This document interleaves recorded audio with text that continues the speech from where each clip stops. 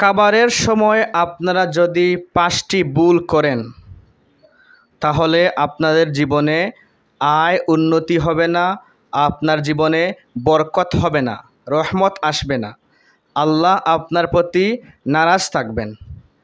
তাই আজকের এই ভিডিও থেকে সতর্ক হন এবং খাবারের সময় ভুলেও এই 5টি ভুল করা যাবে না।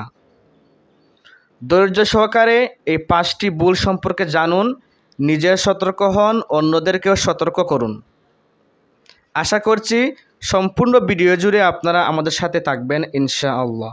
প্রিয় দর্শক শ্রোতা, প্রতিটি প্রাণীকে বাঁচতে হলে খাবার গ্রহণ করতে হবে। আল্লাহ পাক পবিত্র কুরআনে বলেছেন, পৃথিবীতে এমন কোনো পানি নেই যে সমস্ত পানির রিজিকের দায়িত্ব আল্লাহর কাছে নাই। অর্থাৎ পৃথিবীতে যত প্রাণী আছে, প্রাণীকুল আছে, সব প্রাণীকুলের রিজিকের দায়িত্ব আল্লাহর নিকট রয়েছে। সুবহানাল্লাহ বলুন। এবং আল্লাহ পাক আমাদেরকে, বিশেষ করে মানুষদেরকে হালাল রিজিক, হালাল খাবার খাওয়ার জন্য পবিত্র কুরআনে পদে পদে ঘোষণা করেছেন। আমরা যেন হালাল রিজিক অন্বেষণ করি, হালাল খাবার ভক্ষণ করি। প্রিয় দর্শক শ্রোতা, আমরা বাঙালিরা মাছে ভাতে বাঙালি, আমরা মাছ ভাত এগুলো বেশি খাই।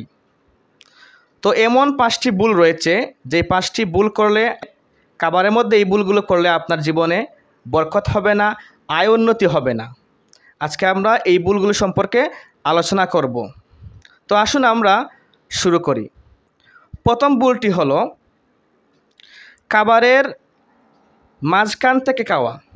আপনারা যেই খাবার খান না কেন, সেই খাবারের মাঝখান থেকে ভুলেও কখনো খাবেন না। হাদিসে রাসূল সাল্লাল্লাহু আলাইহি ওয়াসাল্লাম স্পষ্ট নিষেধ করেছেন, যে ব্যক্তি খাবারের মাঝখান থেকে আহার গ্রহণ করবে তার খাবারে কোনোদিন আয় উন্নতি হবে না, সে বরকত বিনষ্ট করবে। রাসূল কারীম সাল্লাল্লাহু আলাইহি ওয়াসাল্লাম বলেছেন, খাবারের সময় আল্লাহ পাক খাবারের মাঝখানে বরকত নাজিল করেন। আমরা যেন খাবারের পাশ দিয়ে প্রথমে শুরু করি।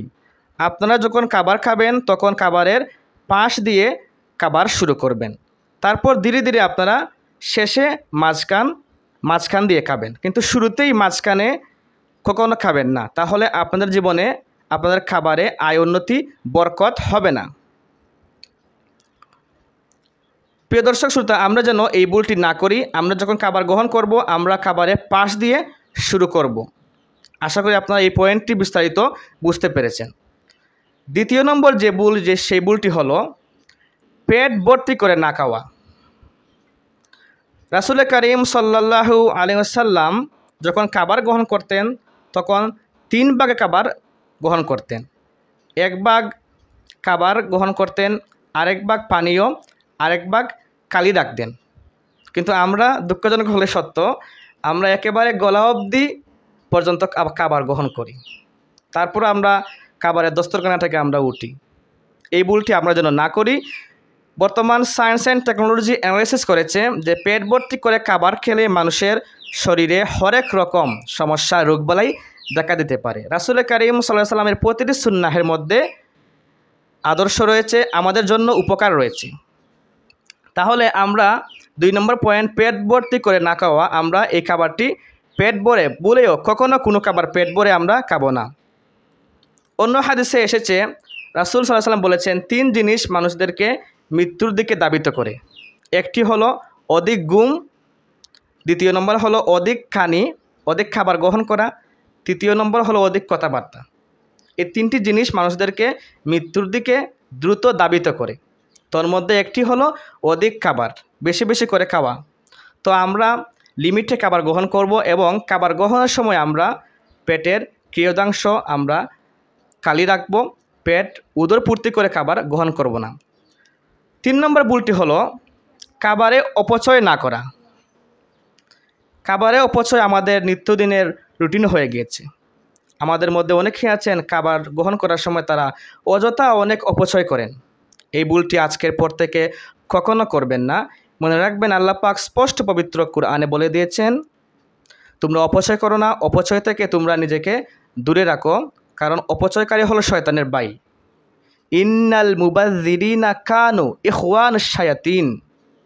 অর্থাৎ অপচয়কারী শয়তানের ভাই। কাবার গ্রহণের সময় আপনারা লক্ষ্য রাখবেন, আপনারা যতটুকু কাবার গ্রহণ করবেন ঠিক ততটুকু আপনারা নেবেন। অতিরিক্ত বা আপনার সাধ্যের বাইরে কাবার নেবেন না, তাহলে কাবার অপচয় হবে।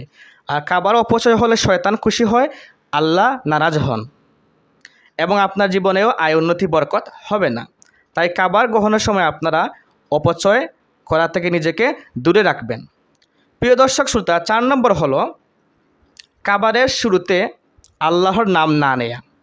আমাদের মধ্যে অনেকেই আছি, যখন পেটে খুব খিদা পায় তখন আমরা তাড়াহুড়া করে কাবার শুরু করে ফেলি। আমরা শুরুতে বিসমিল্লাহ বলতেও ভুলে যাই। বেখেয়ালিভাবে আমরা অনেকেই বলি না, ইচ্ছা করে আমরা করি না। তবে আমাদের মধ্যে অনেকেই আছি যে আমরা তাড়াহুড়া করে বা পেটে অনেক খিদা লাগে বিদায় আমরা বিসমিল্লাহ বলতে ভুলে যাই। যদি বিসমিল্লাহ না বলেন তাহলে আপনার খাবারের মধ্যে, আপনার জীবনের মধ্যে কোনো বরকত আয় উন্নতি হবে না। আপনারা স্মরণ করে ভালোভাবে কাবারের শুরুতে আপনারা বিসমিল্লাহ বলে আল্লাহর নাম নিয়ে কাবার শুরু করবেন। আমরা মুসলিম যে কোনো ভালো কাজে আমরা আল্লাহর নাম নিয়ে শুরু করব, তাহলে ওই সমস্ত কাজে আল্লাহ পাক আমাদের বরকত দিয়ে ভরপুর করে দেবেন। তাই প্রিয় দর্শক শ্রোতা, আমরা আজকে পর থেকে কখনো এই ভুল করব না, যে কোনো কাবার গ্রহণের সময় আমরা বিসমিল্লাহ বলে শুরু করব। 5 নম্বর যে ভুল আমরা করি সেটি হলো কাবারের শেষে আমরা আল্লাহর শুকরিয়া আদায় করি না। আমরা অনেকেই বেখেয়ালে বা অনেকেই আমরা ভুলে যাই, আমরা শুকরিয়া করি না। আমরা খাবার শেষে আমরা দস্তরখানা থেকে উঠে যাই, আমরা আল্লাহর শুকরিয়া করি না। কিন্তু আল্লাহ পাক বলেছেন, লাইং শাকারতুম লা আজিদান্নাকুম ওয়া লাইং কাফারতুম ইন্না আযাবি লাশাদীদ। তোমরা যদি আমার শুকরিয়া করো তাহলে আমি আল্লাহ তোমাদেরকে আরও নিয়ামতসমূহ আরও বেশি বাড়িয়ে দেব। আর যদি তোমরা নাশুকরি হও তাহলে জেনে রাখো আমার আযাব বড়ই কঠিন। তাই যে কোনো সময় আমরা আল্লাহর শুকরিয়া আদায় করব। বিশেষ করে কাবার গ্রহণের সময় আমরা যখন কাবার গ্রহণ শেষ করব তখন আমরা আল্লাহর দরবারে শুকরিয়া করব। আপনারা আলহামদুলিল্লাহ বলে শুকরিয়া করবেন। কাবার শেষে শুকরিয়া স্বরূপ একটি দোয়া রয়েছে, সেটি হলো আলহামদুলিল্লাহিল্লাযী আত'আমানি ওয়া সাকানি ওয়া জাআলানি মিনাল মুসলিমিন, অথবা আলহামদুলিল্লাহিল্লাযী আত'আমানা ওয়া সাকানা ওয়া জাআলানা মিনাল মুসলিমিন। এই দোয়াটি আপনারা না পারলে শুধু এতটুকু বলতে পারেন আলহামদুলিল্লাহ। যারা দোয়াটি পারেন সম্পূর্ণ পড়বেন, খুব ভালো হবে, ফজিলতপূর্ণ দোয়া, আপনাদের সওয়াবও হবে, আল্লাহ পাক খুশি হবেন।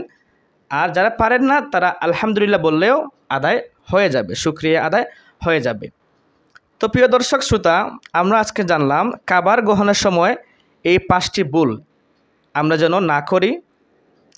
যদি করি তাহলে আমাদের জীবনে আয় উন্নতি বরকত হবে না, আমাদের ফ্যামিলিতে, আমাদের পরিবারে, আমাদের রুজি রোজগারের মধ্যে, আমাদের ইনকামের মধ্যে কোনো বরকত হবে না। আমাদের ইচ্ছায় এই দুর্ভোগ আমাদের ভাগ্যে আসবে। আল্লাহ পাক যেন আমাদের সবাইকে কাবার গ্রহণের সময় এই 5টি ভুল না করার তৌফিক দান করেন। আমিন। আসসালামু আলাইকুম ওয়া রাহমাতুল্লাহ।